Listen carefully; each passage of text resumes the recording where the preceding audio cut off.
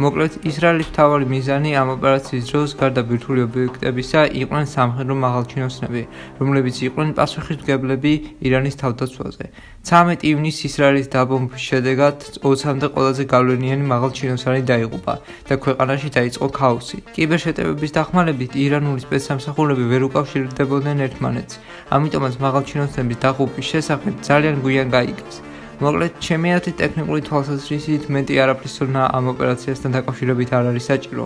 უბრალოდ უნდა ვიცოდეთ თუ რა სტრატეგიით მუშაობს ისრაელი, გაანეიტრალე ხელმძღვანელობა და მექანიზმი თავისით დაიშლება. ეხლა კიდევ გადავდივართ ყველაზე საინტერესო და ჩემთვის ყველაზე საყვარელ თემაზე.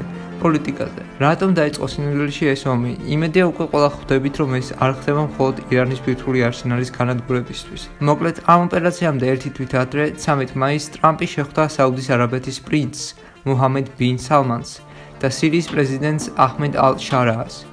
ამ შეხვედრის მიზანი იყო სირიის აბრაჰამის ხელშეკრულებაში გაწევრიანება, რის სანაცვლოდაც ტრამპი აპირებდა სირიაზე დაწესებული სანქციების მოხსნას.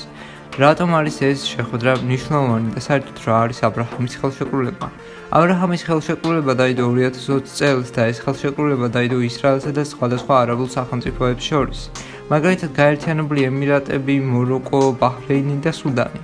ამ ხელშეკრულების მიზანი იყო ისრაელსა და არაბულ ქვეყნებს შორის დიპლომატიური ურთიერთობების დამყარება. ანუ აქედან გამომდინარე, ტრამპი ცდილობდა, რომ სირიას და ისრაელს შორის დაწყებულიყო დიპლომატიური ურთიერთობები.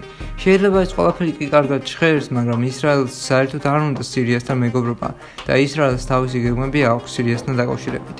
2024 წელს, როცა ბაშარ ალ-ასადი გადატრიალების ფონზე გაიქცა სირიიდან, ისრაელმა გამოიყენა ეს სიტუაცია და ჩაატარა ოპერაცია ბაშანის ჰისარი.